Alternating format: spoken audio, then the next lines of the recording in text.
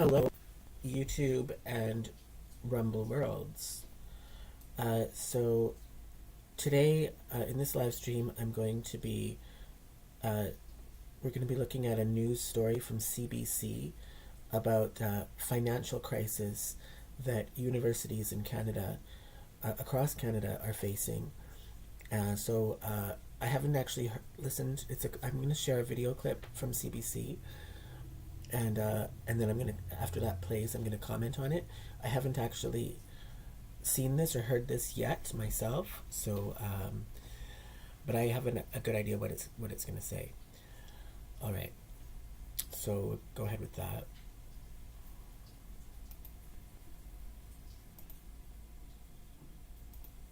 The University of Winnipeg says it's facing financial challenges for the 2025-2026 fiscal year. At a meeting last week, the Faculty Association says the school's president brought up financial exigency. That's a clause in the collective agreement that brings the faculty and the university to the table to look for ways to cut costs. Those cuts could include layoffs and changes to programming. Of course, the idea of faculty layoffs and the idea of having people lose their jobs or affecting the type of programming we can offer at the university is of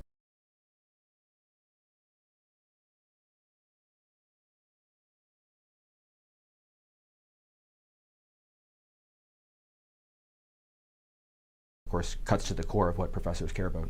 Peter Miller says the union agreement requires 2 years of a deficit before financial exigency can be enacted. He says this issue, coupled with a recent cut to department budgets, a hiring freeze, and the elimination of the women's soccer program and English language program, has created concern and uncertainty among staff. The Canadian Association of University Teachers says U of W isn't the only post-secondary institution with financial problems. You are seeing this across the country, so it's not unique to Manitoba or the University of Winnipeg, but it's driven by a number of factors, including international students, but also just underfunding of universities more generally. Peter McInnes says declaring financial exigency can compromise the reputation of an institution. Miller doesn't think it will be needed. This is all based around enrollment numbers that, frankly put, nobody knows what they will be. A spokesperson for the University of Winnipeg says it's not considering financial exigency. The school says it would only be a last resort under far more serious circumstances. Mike Arsenault, CBC News, Winnipeg.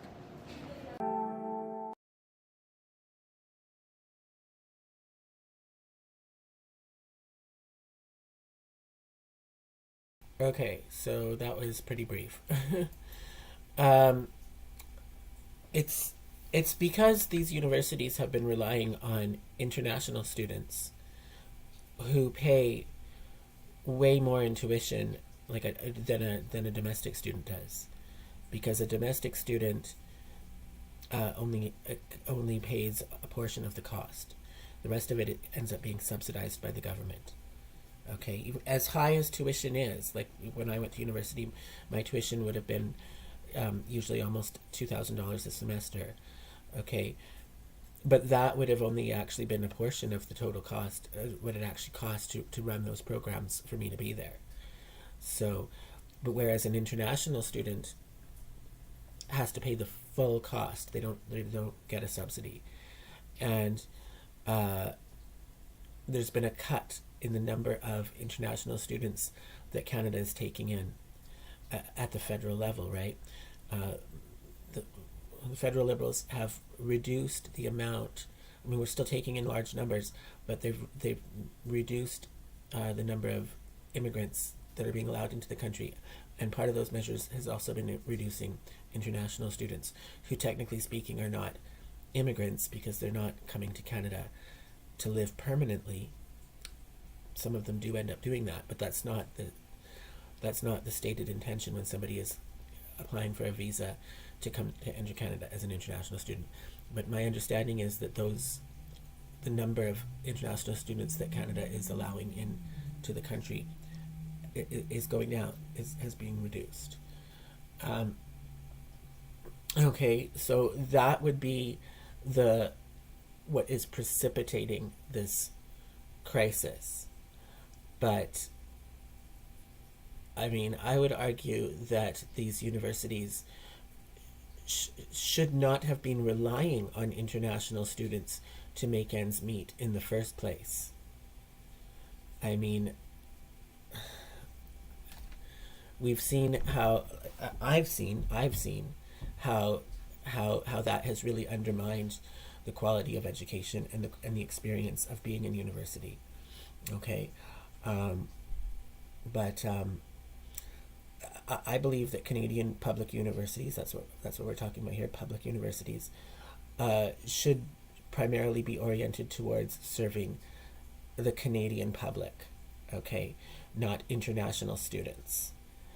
And so I'm happy that there's the number of international students is being reduced, and I'm not, and I think that the financial crisis that's exposing in these universities, it's been masked. These universities have been have not been financially well managed for a long time, but they've been able to paper over that with international student enrollment. And the was I believe it was the man speaking from the university was saying there's a problem with my internet. Where did my internet go? Hopefully we didn't lose the live stream. I don't know why there's such a horrible problem with my internet connection today. But what I was just saying is that what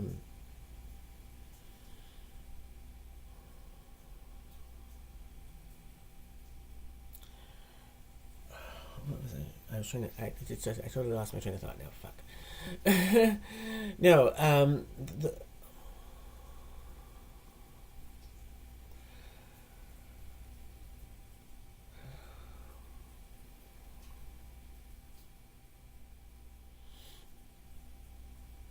No.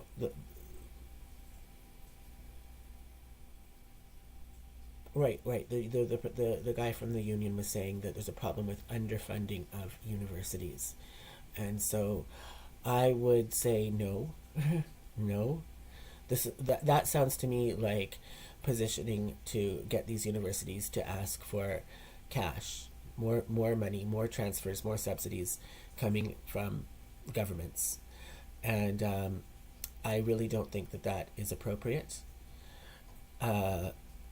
Now, these Canadian public universities really are not being run with the public interest of Canada in mind.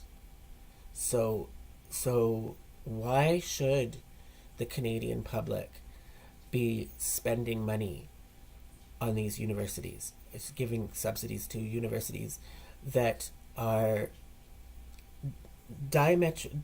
totally opposed to that very same Canadian public, that they're asking for money from.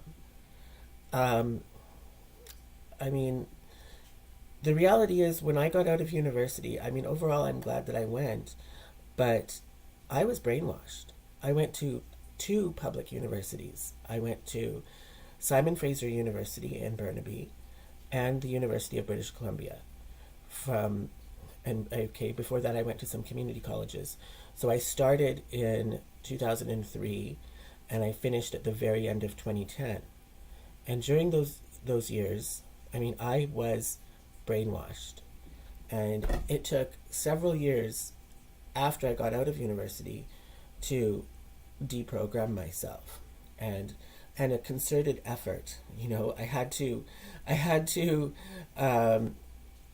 really, I mean, I give credit to the Zero Hedge website, but specifically the comments section back around 2011, 2012, 2013, 2014, say those years, before it was censored. Like now the comment section over there is heavily censored, but when it was truly a forum for free speech, like there were a lot of comments that helped me get past my brainwashing, because I also didn't want to, I learned a lot and I didn't want to dispense with the valuable stuff that I got from university, but I did need to shed myself of the brainwashing. I mean, let's just not beat around the bush. The brainwashing was, I was indoctrinated with anti-white racism. I was made to believe that the most important category of social inequality in our society today, would revolve around identity politics, but specifically race, and that that white privilege is just so infused in our society that that our whole society is structured around that any kind of inequality, you have to look at it through that racial lens. That is how I was indoctrinated. And I knew all along that that wasn't true, because, I mean, you can only indoctrinate someone so much when, like, I am white and I come from a pretty difficult financial background. My parents have never had money. They've been struggling financially their whole lives. And but my dad's been working and breaking his back his whole life, so it's not because of lack of work. And I just knew, I did always know that it was BS, but when it's in your environment for 7 years, you do internalize a lot of it. You do. And and even if I knew that it was wrong, it was hard for me to articulate that and to really, like, conceptualize, like, what was wrong and what parts of it may have been right. Like, so I had to put a lot of effort into deprogramming myself from all that. And, like, that doesn't serve me, that doesn't serve the public, that doesn't serve the Canadian public, to be pumping out all these students, graduates, who have this worldview that is heavily racist. I mean, that's what it is. It's a racist worldview. It's racist against white people. It's also sexist against men. It's also biased against heterosexual people. Or even people who are able-bodied would be looked down upon in a negative light, according to this identity politics that I was brainwashed with when I was in university. And I mean, it's not like I was an exception. This is the standard fare of universities in Canada for a few decades now. Okay, and that's what's given us things like, I mean, not only in Canada, but I mean, it goes on in the United States as well. I mean, look at how so many American cities got ripped apart, burnt down, set on fire in 2018. And how many people got attacked? People were getting attacked. People were getting attacked for wearing MAGA hats and such. Like, that has been, to a large degree, is the outcome of universities, that kind of violence. And Canada has not escaped it altogether either. It's been a bit lower profile, but there have been many violent protests in Canada as well. And a lot of it in Canada, the protests would have to do with being opposed to the oil sector in Alberta and other provinces, and being opposed to any pipelines. So, this has had a very harmful impact on Canada's economy, yet that's the same economy that these universities are now going to be asking for a handout from. So, the Canadian public universities, in so many ways, are just at odds with what's in the best interests of Canada. They just simply don't care, and they're often, like, have animosity towards what's in the best interests of Canadians in Canada. So I don't think that Canada should be helping that, right? Like, Canada needs to look out for its own best interests. So we don't need to be funding institutions that are trying to sow social discord in Canada, or that are trying to undermine the Canadian economy. And that is what Canadian public universities have been doing for quite a long time. You know, they're actively racist also in their hiring practices. Many of these universities, I'll just say about my experience. So when I was in Simon Fraser University, I was on student loans, right?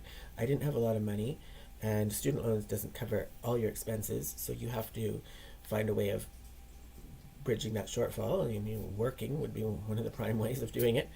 And so I was looking for work, and there's several jobs at Simon Fraser University on the campus, and any jobs on campus are union jobs, like automatically, and so they pay quite a good wage, better than what I had been used to, because I basically only ever worked minimum wage jobs my whole life at that point.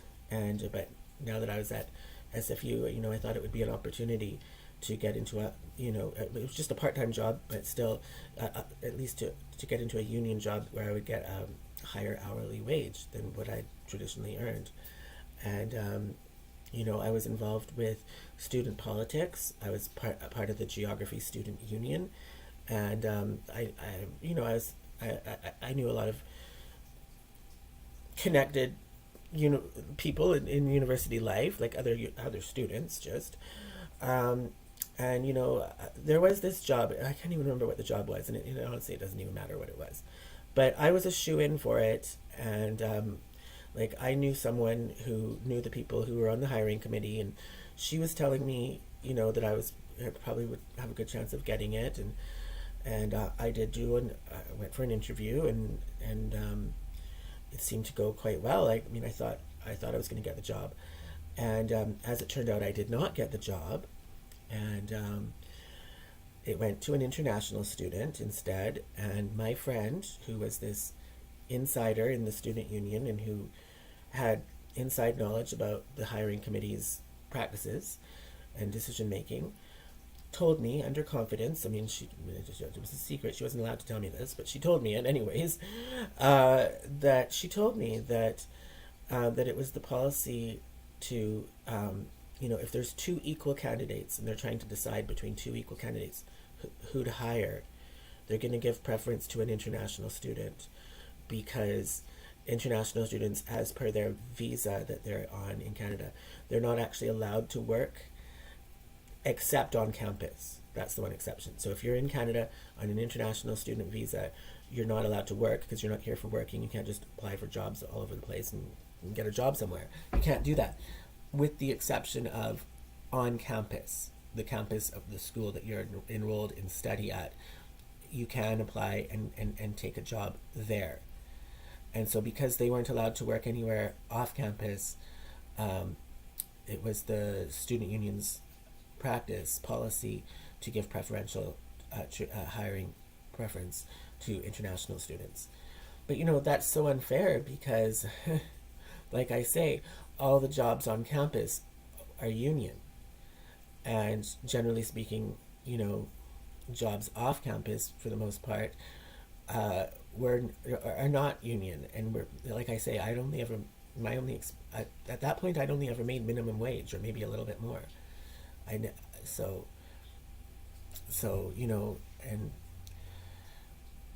I think that's terrible, and that's kind of thing happens all the time. And I believe at UBC, the international students actually created their own separate building. I believe there's some politics around that, but there's a separate student union building or student commons building just for international students. So they've been they're quite active in terms of advocating for their best interests, these international students, and it just seems to be that the domestic students' needs just get pushed to the side. And I think another thing to take into consideration is that Canada has a very serious housing crisis, right? I mean, the cost of housing is just so insane. And international students have made that worse. And so I think it's really irresponsible for universities to be relying on making ends meet financially. They're relying on these international students, but they're not providing enough housing on campus to house these international students that they rely on.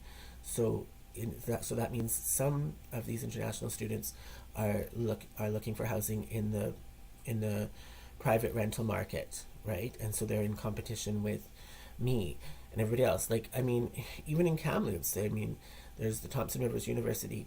Yeah, like, if these international students take up a lot of the rental housing, they also take up a lot of hotel rooms, and many landlords give preferential treatment to international students. They'd rather rent to an international student than a Canadian. I've been told that outright by several hotels. Like, I've called around, because I mean, my hotel isn't the best conditions physically, but it's also very expensive. And so I've called around town to see if I could get into a cheaper hotel room, and I've been told at literally every hotel that I called told me that they do not rent to people who live in Kamloops permanently.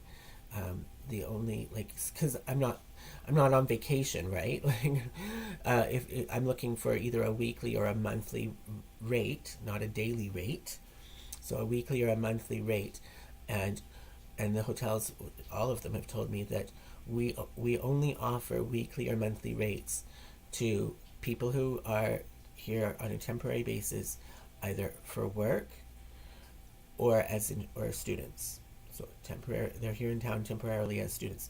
Yeah, that would be mainly international students. Okay, so, but if you just are somebody who just permanently lives in this town, you're out of luck. They're not going to rent to you. I don't know if it's legal or not, but that's what they do. And nobody, I've said this, by the way, to so many people. I've said this even to housing agencies in town in Kamloops. Nobody really seems to bat an eye, but nobody seems shocked. Like, they don't seem upset about it, but they also don't, they're not shocked. They're not like thinking I'm lying. They know it's true. But it's just kind of an accepted thing. Like, it's kind of weird. So yeah, like, but I mean, how terrible that is. So international students are making the housing crisis that much worse for low-income renters in Canada. And why are they here, these international students? What good do they serve for Canada? Well, the only good that they serve is, I guess, making it so that these Canadian universities can make their budgets. So I guess they're helping to keep professors and university staff employed. So those are, generally speaking, more of a privileged, upper middle class group of people. So those people, they're getting their job stability based on international students, which are making it harder for the poor to find housing. That's how we're keeping these privileged professors in work. Like, I mean, doesn't that seem wrong? Doesn't that seem wrong? I mean, they're already privileged. The professors aren't struggling with rental housing for the most part. Okay, but so the way that they're keeping their jobs is by bringing in these people who are making it harder for the poor who are here. Like, that doesn't seem right to me. And speaking of professors as well, I also think there's a huge problem with tenure track positions. So when you are a tenured professor, you basically can't be fired, and you can basically do whatever you want within reason. Like, they don't need to teach. They can focus on research, and they can take sabbaticals, so they can which means basically taking time off and still get paid. Like, they can do what they want for the most part, if they have tenure. It takes a long time to get tenure. Most professors are not actually tenured. Most of them would be maybe you would call tenure track, so they're on track to be tenured.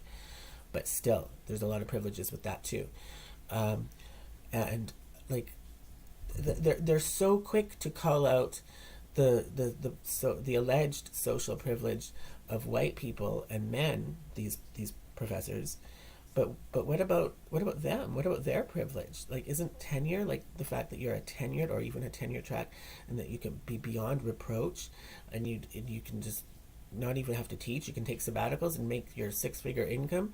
Like, how is that? Like, that's privileged. That's privileged. But they don't like to have the spotlight being shone on their privilege, even as they're calling out the privilege of people who actually have a lot less than they do.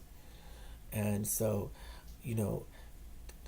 but this is the only I've thought for a long time that Canadian universities need to be defunded, along the lines like CBC, which is totally outrageous in terms of their hostility towards, I guess I would just have to say, Canadians,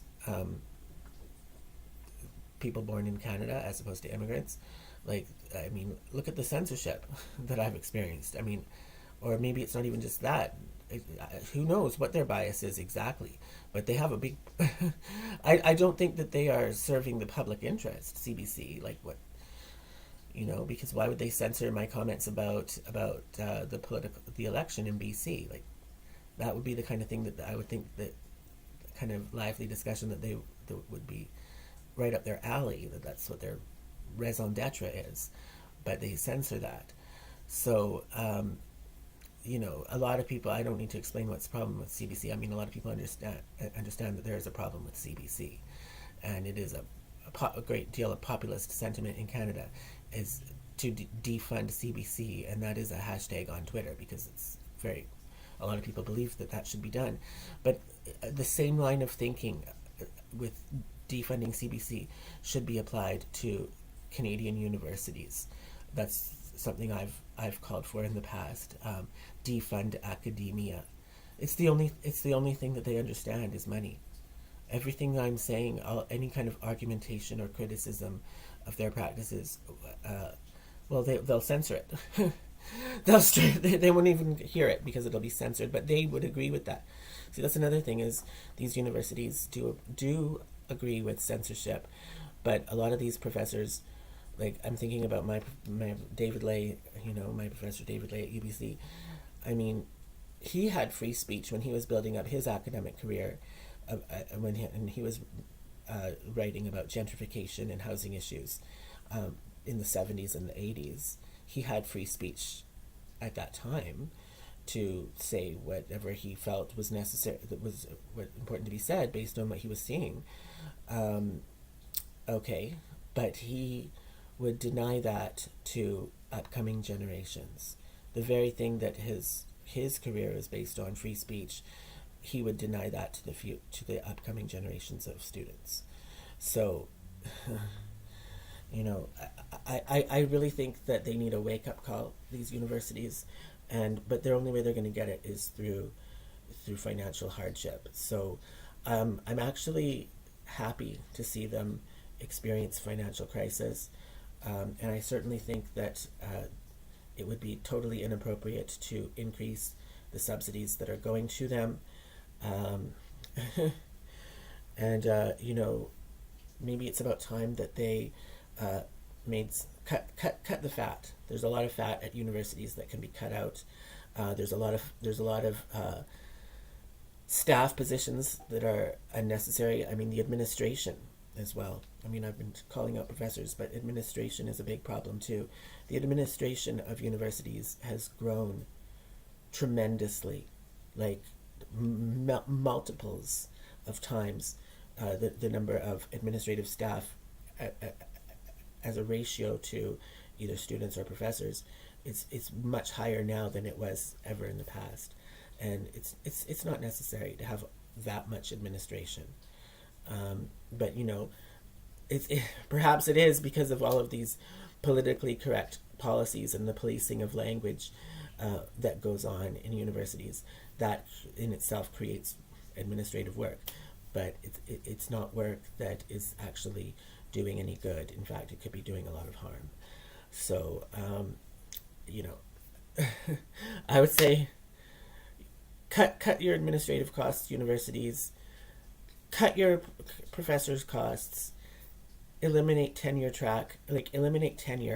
and tenure track positions entirely, and reorient yourselves to serving the public interest of Canada, which would mean domestic students first, not relying on international students to make ends meet, not taking in huge numbers of international students that are going to add to the housing crisis, and moving away from your really divisive rhetoric that is hostile towards white people, men, and heterosexual people. I think that would really help, because I mean, how many people are being turned off of even students, or even not going to university because they find that it is so hostile to themselves, and they have to censor what self-censor what they say they can't. I mean, a lot of people would say that they feel that they cannot speak their mind on a Canadian campus, and you know, that's so that must be having an impact on enrollment, right? So I would say that they should be making those kinds of changes way before asking Canadian taxpayers, who they're so hostile towards, for additional money. All right, that's all I have to say for now. Peace out.